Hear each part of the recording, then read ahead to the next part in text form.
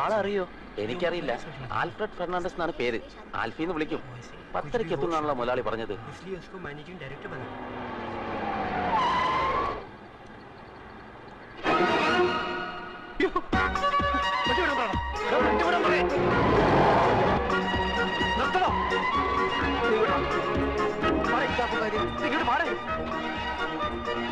അവിടെ coat suit വിട്ട് ഒരുത്ത നിൽക്കുന്ന കണ്ടില്ലേ?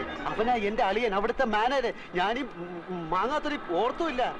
MD എന്നും പറഞ്ഞ് ഞാനിപ്പോ അവിടെ കയറി ചെന്നാൽ അതോടെ തീരും ഇവിടുത്തെ ചുറ്റിക്കളി. വൈകുന്നേരം വരെ വെള്ളം കോരിട്ട് വൈകിട്ട് കലവിട്ട് ഉടക്കണോടാ. അപ്പൊ പിന്നെ എന്ത് ചെയ്യും? ആൽഫി എന്ന് പറഞ്ഞു ഒരുത്തൻ അവന്മാരെ കണ്ടിട്ടില്ല. അതുകൊണ്ട് നീ ആ വേഷം കെട്ടിയാ മതി. അയ്യോ, അവന്മാരെ കണ്ടുപിടിച്ചില്ല. വാ തുറന്ന് ഒരു അക്ഷരം മിണ്ടായിരുന്നാ മതി. എന്ത് ചോദിച്ചാലും ഗമയിൽ തട്ടി മൂളിക്കണം. ഫയല് വല്ല ഒപ്പിട്ടാൻ കൊണ്ടുവന്ന് കഴിഞ്ഞാൽ വീട്ടിൽ കൊണ്ടുപോയി പഠിച്ചിട്ട് തരാമെന്ന് പറഞ്ഞ് എന്റെ കൊണ്ട് തന്നാ മതി. ബാക്കി ഞാൻ നോക്കണം. നമ്മളെ കണ്ടാൽ MD ആയിട്ട് തോന്നുന്നു. നിന്നെക്കാട്ടിലും വിവരം കേട്ടവന്മാർ MDകളായിട്ട് പല സ്ഥലത്തിരിപ്പുണ്ട്. അതുകൊണ്ട് നീ അതിനെപ്പറ്റി ഒന്നും ആലോചിക്കണ്ട. പക്ഷേ നീ ഇങ്ങനെ പോയാൽ ശരിയാവില്ല. നീ ഷർട്ട് അകത്തോട്ട് എടുത്തു. എന്താന്നാണ് ഇത്? കൊല വഴിപ്പിക്കാൻ ചാക്കി കെട്ടി വെച്ചിരിക്കുന്ന.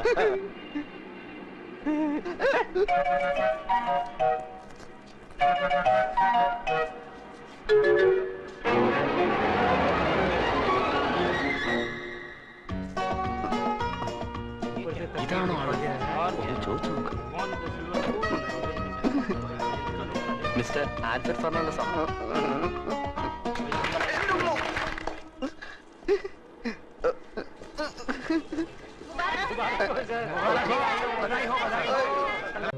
സർ, ഇതെന്തൊരു പുലിവാല. പാരീസിൽ നിന്ന് ലണ്ടനിൽ നിന്ന് നമ്മുടെ ബയേഴ്സ് ഫോൺ വിളിക്കുമ്പോ MD എന്തൊക്കെയോ പിച്ചും പേയി പറയുകയാണ്. ഇതെന്താ സംസാരിക്കുന്നറിയാൻ ഞാൻ ക്യാബിനിൽ ചെന്നപ്പോ എന്നെയും അയാൾ തെറി വിളിച്ച് പുറത്താക്കി. എടോ, ഞാൻ അയാളെ കൊണ്ട് ഇവിടെ വട്ടളയിരിക്കുക. എന്താ ചെയ്യാ? വലിയ മുതലാളിയുടെ മരുമനായി പോയില്ലേ? ആ ചന്ദ്രാമ എന്ത് കണ്ടിട്ടാ വിവരം കെട്ടോനെ കിട്ടിയത്? എനിക്ക് ഒരു പിടിയും കിട്ടില്ല. വരുന്നിടത്ത് വെച്ച് കാണാം. അല്ലാതെ അതായത് സാറിന്റെ കമ്പനിക്ക് എന്റെ കമ്പനിയുടെ തുണി തരാം. കഴിഞ്ഞ 2 കൊല്ലമായി സാറേ ഞാൻ ഇതിനു വേണ്ടി ഇവിടെ കയറി ഇറങ്ങാൻ തുടങ്ങിയിട്ട്. പക്ഷെ മാനേജർ കഴിഞ്ഞ 16 കൊല്ലമായി വേറൊരു കമ്പനിക്കാണ് ഈ ഓർഡർ കൊടുക്കുന്നത്. സത്യം പറയാമല്ലോ സാർ, 5000 രൂപ വരെ കമ്മീഷൻ കൊടുക്കാമെന്ന് പറഞ്ഞതാ. എന്നിട്ടും കാര്യം നടന്നില്ല. വേഗം കൊണ്ടാവനെ, ദാഹിച്ചിട്ട് തൊണ്ട പൊട്ടാറായി.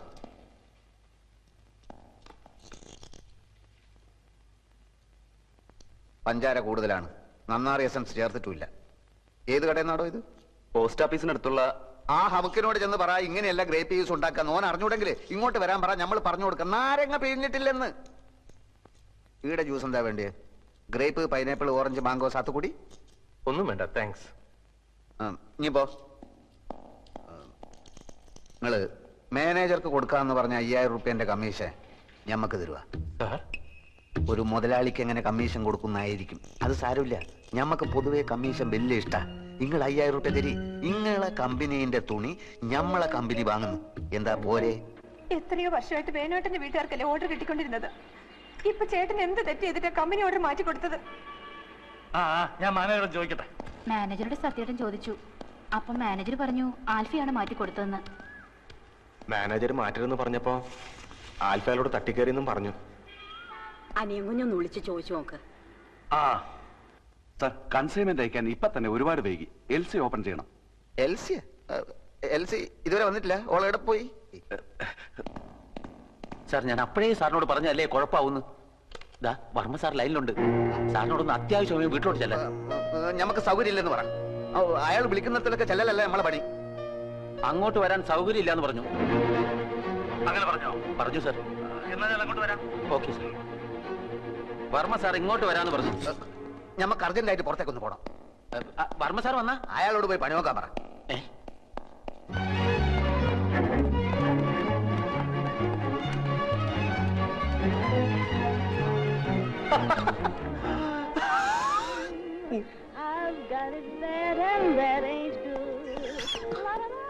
ഇനി ഇവിടെ ഇരുന്ന് സുഖിക്കാണല്ലേ? ഞമ്മളെ കൊണ്ട് കഴിയില്ല ഇനി ഇവിടെ ഇരിക്കാൻ.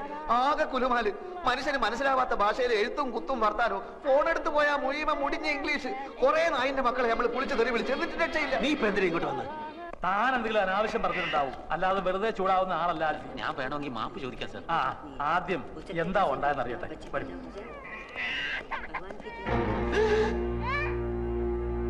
5000 രൂപ വാങ്ങിച്ചോണ്ട് 60 ലക്ഷത്തിന്റെ ഓർഡർ നീ കൊടുത്താ? മൈമുനെ പളയെടുക്കാം. പിന്നെ വേറെന്താ വൈ? മൈമുനയുടെ എന്നെ കൊണ്ട് ഞാനിപ്പോ എന്ത് ചെയ്യും? ഒന്നുകിൽ ആ പണി വേണ്ടത്. എന്നിട്ട് കുറെ കാലത്തേക്ക് ലീവ് ലീവ് ഒന്നും എടുക്കേണ്ട കാര്യമില്ല. ആൽഫിയുടെ അറിവുകൾ കൊണ്ട് സംഭവിച്ചതാണല്ലോ. ഇത്രയും നാള് ആ ഓർഡർ കിട്ടിക്കൊണ്ടിരുന്നത് നമ്മുടെ ഇന്ദുവിന്റെ ചേട്ടനാ. പെട്ടെന്ന് ഒരു കാരണവും ഇല്ലാതെ മാറ്റണ്ടായിരുന്നു. അവർക്കും വിഷമമുണ്ട്. എനിക്കതറിയില്ലായിരുന്നല്ലോ. മാനേജർ പറഞ്ഞില്ലേ? മാനേജർ ഒരു കാര്യം എന്നോട് തുറന്ന് പറയാറില്ല അങ്കിൾ. ആ മാനേജർ എന്ത് ചോദിച്ചാലും കുറെ പേപ്പർ എടുത്തിട്ട് അവിടെ ഒപ്പിട് ഇവിടെ ഒപ്പിട് എന്ന് പറഞ്ഞുകൊണ്ടിരിക്കും. അത് തനിക്കെങ്ങനെ അറിയാം? താനാരാ? എന്റെ ക്ലോസ് ഫ്രണ്ടാണ്. ഞാൻ എല്ലാ കാര്യവും ഇയാളായിട്ട് ഡിസ്കസ് ചെയ്യായിരുന്നു. ചന്ദ്രനെ കാണാൻ വന്നതാണ്. ഏതായാലും കഴിഞ്ഞതൊക്കെ കഴിഞ്ഞു. ആൽഫിക്ക് വല്ലാതെ ദേഷ്യം വന്നു എന്നൊക്കെ അറിഞ്ഞു. അതാണല്ലോ അയാൾ പോയി പണി നോക്കട്ടെ എന്നൊക്കെ എന്റെ പറ്റി അതാ മാനേജറുള്ള ദേഷ്യം കൊണ്ട് പറഞ്ഞ. അതെനിക്ക് തോന്നി. ആൽഫി വരൂ, അയാൾ പുറത്തു നിൽപ്പോ. ഞാൻ വരില്ല. എനിക്ക് അയാളുടെ മുഖം കണ്ട് എന്റെ കൺട്രോൾ പോവും. അതെന്താ? എന്നോട് ക്ഷമിക്കണം, ഞാൻ അയാളെ കാണില്ല. ഞാനയാളെ കാണില്ല. എനിക്ക് അയാളെ കാണുന്നുണ്ട. അയാൾ മാപ്പ് പറയാനാണ് വന്നത്. കുറ്റവാളികൾക്ക് മാപ്പ് കൊടുക്കുന്ന വകുപ്പ് എന്റെ നിയമപുസ്തകത്തിലില്ല. അയാളെ തല്ലാനായി എന്റെ കൈകൾ ധരിച്ചപ്പോഴാണ് ഞാൻ ഇറങ്ങി ഓടിയത്. വീണ്ടും അയാൾ ഇവിടെ വെച്ച് കണ്ടാൽ എനിക്ക് അയാളെ കണ്ട. ഞാൻ മാനേജ് ചെയ്തോളാം. എനിക്ക് അയാളെ കണ്ട. ഞാൻ മാനേജ് ചെയ്തോളാം. ഓക്കെ, ഞാനില്ല ഇവിടെ. ഓക്കെ, ഞാൻ വിചാരിച്ചത് ശരിയാണ്. തന്റെ ഉണ്ട് കുഴപ്പങ്ങൾ. ഇനി എന്തെങ്കിലും പ്രശ്നം ഉണ്ടായാൽ താൻ എന്നെ അറിയിച്ചാൽ. എന്റെ കയ്യിൽ തെറ്റുണ്ടെങ്കിൽ ഞാൻ മാപ്പ് ചോദിക്കും. എനിക്ക് അയാൾ ആകെ ടെൻസ്ഡ് ആയിട്ട് നിൽക്കുകയാണ്. മാപ്പ് ചോദിക്കുന്നതൊക്കെ ഓഫീസിൽ വെച്ച് സൗകര്യം പോലെ മതി. ഇല്ല സർ, ഓഫീസിൽ മറ്റു സ്റ്റാഫുകളുടെ മുന്നിൽ വെച്ച് ഇൻസൾട്ട് ചെയ്താൽ എനിക്കത് മാനക്കേടാണ്. ഇവിടെ വെച്ചാവുമ്പോ എന്ത് വേണമെങ്കിലും പറഞ്ഞോട്ടെ. തല്ലുന്നെങ്കിൽ തല്ലി. മിസ്റ്റർ രവീന്ദ്രൻ, സാറ് സൈൻ ചെയ്താലേ അക്കൗണ്ടന്റ് പണം അടയ്ക്കുമെന്ന് പറഞ്ഞു. സാർ,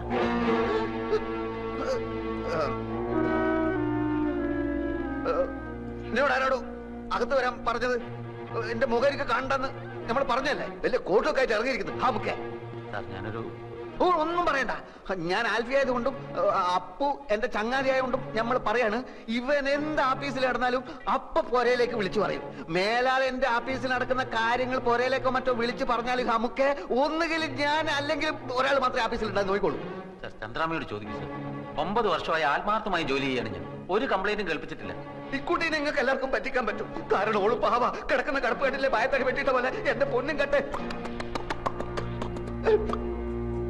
മോളെ ഇന്നെ ഓർമ്മിച്ച് നമ്മൾ ഇയാളെ വെറുതെ വിടുന്നു. പോ എന്റെ മുമ്പിൽ നിന്ന്.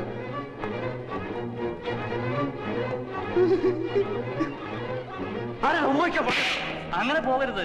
കാര്യങ്ങളൊക്കെ അപ്പ പറഞ്ഞു നിൽക്കുന്നതാണ് നല്ലത്. ഒന്നുമില്ല. ഒരു കാര്യം മാത്രം, ഓഫീസിൽ വെച്ച് ഇയാളോട് ദേഷ്യപ്പെടരുത്. നമുക്കൊക്കെ ഒരു കൊച്ചു ജീവിതമല്ലേ ഉള്ളൂ. അത് പിണങ്ങാനും വെറുക്കാനും ഉപയോഗിക്കുന്നതിന് പകരം ഇണങ്ങാനും ഇഷ്ടപ്പെടാനും ഉപയോഗിക്കുന്നതല്ലേ കൂടുതൽ ഉചിതം. എന്തു പറയുന്നു? എന്താ ഫ്രണ്ടിന്റെ പേര്? അപ്പു. ഓക്കെ, എല്ലാം ഇതോടെ അവസാനിച്ചു. രക്ഷപ്പെട്ട് മേലിൽ എന്നോട് ചോദിക്കാതെ ഓഫീസിൽ ഒരൊറ്റ കാര്യം ചെയ്തു പോരുത്. ലോണൊന്നും കിട്ടുന്നിടം വരെ നമ്മളിപ്പോ എങ്ങോട്ട് പോകണം? ഓഫീസിൽ പോടാ. ഓഫീസിൽ പോടാ. അയ്യേ,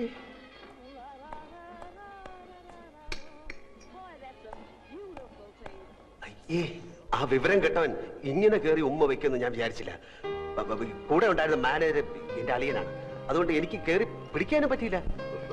സാരമല്ല, ഇത് തുടച്ചാ പോകും. അയ്യേ, എന്തിനാ കരയുന്നത്? ഇങ്ങനെയുള്ള കാര്യങ്ങളിലൊക്കെ കരഞ്ഞാല് എന്റെ കാര്യം ഒന്ന് ആലോചിച്ച് നോക്കി. ജീവിതകാലം മുഴുവൻ കരയേണ്ടവനല്ലേ ഞാനത് ഹാപ്പി ആയിരിക്കുന്നു. ഒരു കുഴപ്പമില്ല. പക്ഷെ അവൻ കാണിച്ചത് തെറ്റാണ്. എന്നാലും നമ്മള് ഇങ്ങനെയുള്ള സിറ്റുവേഷൻ നമ്മൾ സ്ട്രോങ് ആയിട്ടിരിക്കണം. അല്ല,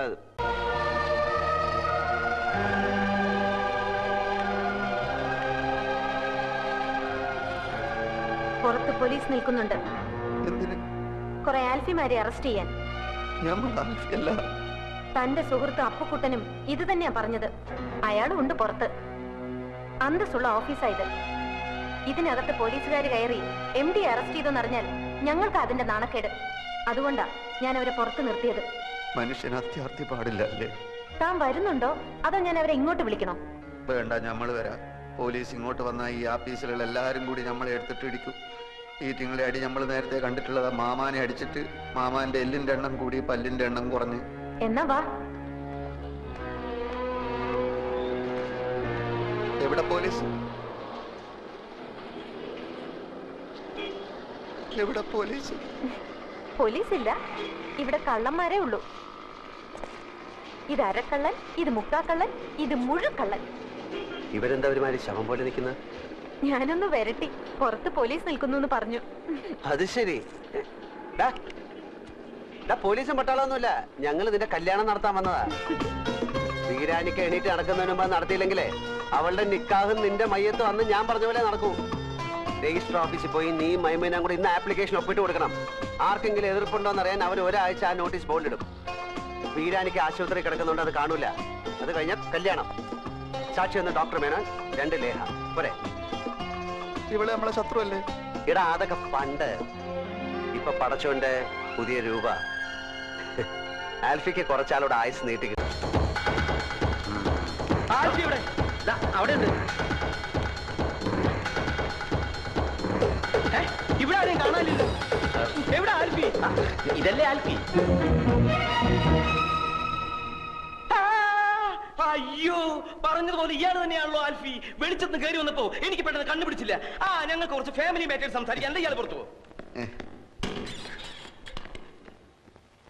താനേതാ? നമ്മൾ ഇവിടുത്തെ ആൽഫി. അപ്പൊ അവിടെ അപ്പുകുട്ടൻ ആൽഫി. ഇവിടെ ഒരു ആൽഫി, അവിടെ ഒരു ആൽഫി, അപ്പുകുട്ടൻ ആൽഫി, എല്ലാം കൂടെ എത്ര എണ്ണണ്ടടാ? ഏതാടാ നീ? 100. 100 പേരോ? അതെ, 100 പേര്. ബാക്കി 98 എവിടെയാടാ? നീയൊക്കെ കൂടെ എന്തൊക്കെ തെമ്മാടിത്തരാ കാട്ടി വെച്ചിരിക്കണേ? എല്ലാം പുറത്താവാൻ പോവാ. ചന്ദ്രൻ സംസാരിച്ചു.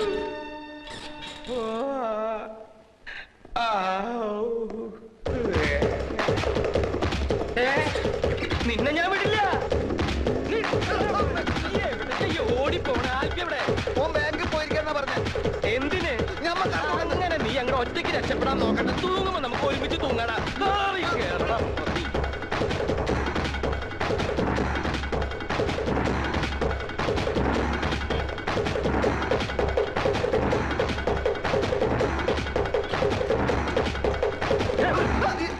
ഞാനാ ചപ്പുകുട്ട, എല്ലാം താറുമാറാവാൻ പോകുന്നു. എന്തു പറ്റി? ചന്ദ്രകുഞ്ഞ് സംസാരിച്ചു. ഇനി എന്ത് ചെയ്യും? ആറ്റമ്മ മുളിച്ചു വെച്ചിരുന്ന സ്ഥലം നിനക്കറിയോ? എന്തിനാ അവിടെ പോയി വിളിക്കാൻ? അല്ല, അതിന്ന് ഒരെണ്ണെടുത്തിന്റെ പൊട്ടിച്ചാലും ലോകം മുഴുവൻ അവസാനിക്കല്ലോ. എന്റെ ദൈവമേ, ഞാനിനി അങ്ങോട്ട് പോവും. നിങ്ങൾ കണ്ടാ സംസാരിക്കാം? കണ്ടില്ല, കേട്ടു. ഒരുപക്ഷെ അന്ന് കൈ പൊക്കിയതുപോലെ ഒരു വാക്കോ മറ്റോ മിണ്ടിയതാണെങ്കിലോ? അങ്ങനെയാണെങ്കിൽ രക്ഷപ്പെട്ട്. ഏതായാലും പോയി നോക്കാം. ഞാൻ പുറത്ത് നിൽക്കാം, നിങ്ങൾ അകത്ത് പോയി നോക്ക്. സംഗതി കുഴപ്പമാണെങ്കിൽ ഞാൻ മുങ്ങും. എങ്ങോട്ട്? പാതാളത്തിലേക്ക് ഒരു വഴി ഞാൻ കണ്ടുവച്ചിട്ടുണ്ട്.